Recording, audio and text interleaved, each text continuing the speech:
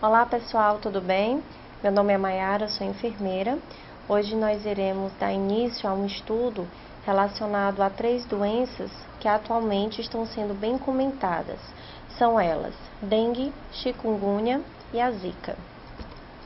De início, eu queria deixar bem claro que o objetivo dessas 5 aulas são identificar as principais semelhanças e diferenças entre essas 3 doenças, entender o que é microcefalia e a sua relação com o vírus da Zika, e a importância dos profissionais de saúde mediante a detecção e tratamento dessas patologias também.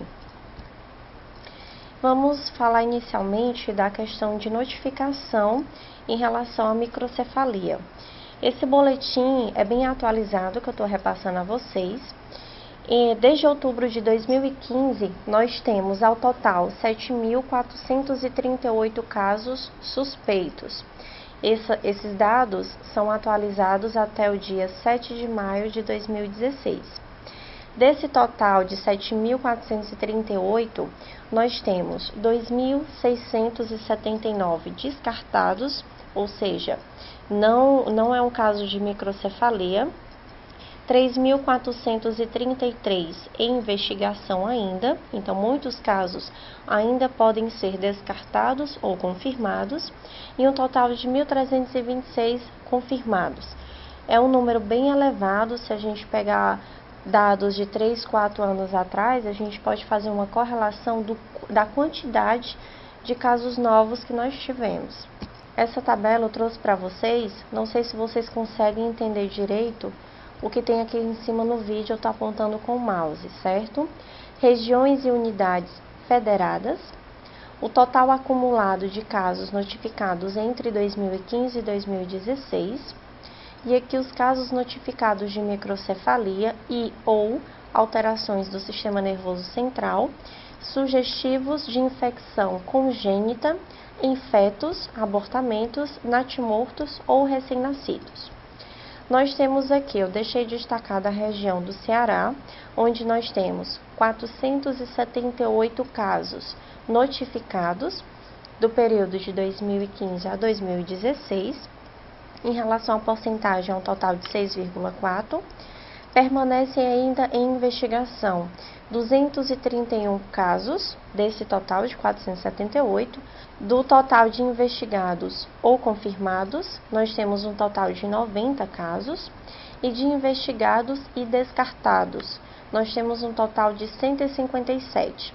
Então, desse total de 478, um total de 90 já está confirmado de microcefalia e ou alteração do sistema nervoso central. Isso somente no estado do Ceará. Eu coloquei resumidamente aqui embaixo a quantidade por região. Região Nordeste, Sudeste, Norte, Centro-Oeste e Sul. Então, nós temos como destaque absurdo a região Nordeste, com os casos notificados de microcefalia. Região Nordeste somando 5.706 casos notificados, um total de 1.190 casos confirmados, 2.097 descartados e 2.419 ainda permanece em investigação. Então, esse número de casos confirmados ainda podem aumentar muito.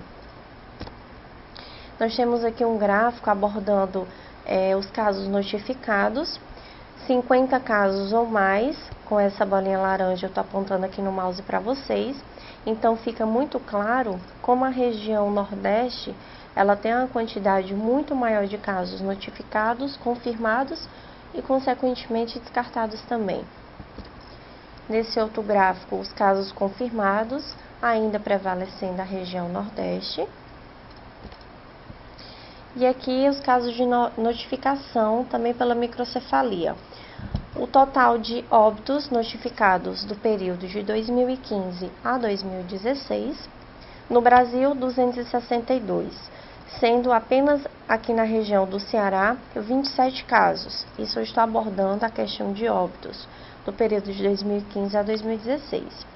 Classificação de casos notificados com microcefalia e ou alterações do sistema nervoso central que evoluíram para óbito fetal ou neonatal.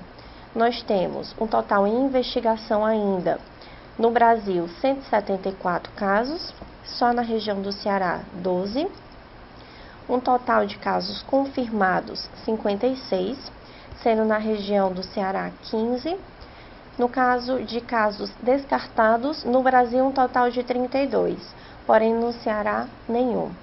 Então nós temos que nos ater muito a essa questão da microcefalia. O número de casos incidentes crescem cada vez mais.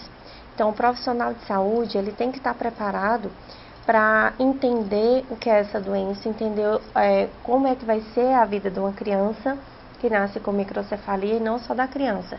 Assim como a abordagem familiar, as orientações a serem passadas, o crescimento dessa criança vai depender muito, o desenvolvimento também vai depender muito. Vamos tratar da definição dos casos. Dengue, febre chikungunya e zika. As três têm em comum, todos já sabem, são transmitidas, é uma doença viral transmitida pelo mosquito Aedes aegypti, com exceção da febre chikungunya, que além de ser transmitida pelo Aedes aegypti, também é transmitida pelo mosquito Aedes albopictus. E as outras, dengue e zika, apenas pelo mosquito Aedes aegypti. Nós temos que a febre chikungunya, ela foi abordada pela primeira vez, a primeira epidemia foi mais ou menos em 1952 para 53, no leste da África, na região da Tanzânia. Foi a primeira epidemia documentada e a aparência curvada dos pacientes, devido à dor intensa nas articulações, o paciente tende a ficar com um aspecto curvado. Então, esse aspecto curvado é que trouxe esse nome de chikungunya, daí o nome febre chikungunya. Modo de transmissão, iremos abordar aqui dengue, zika e febre chikungunya.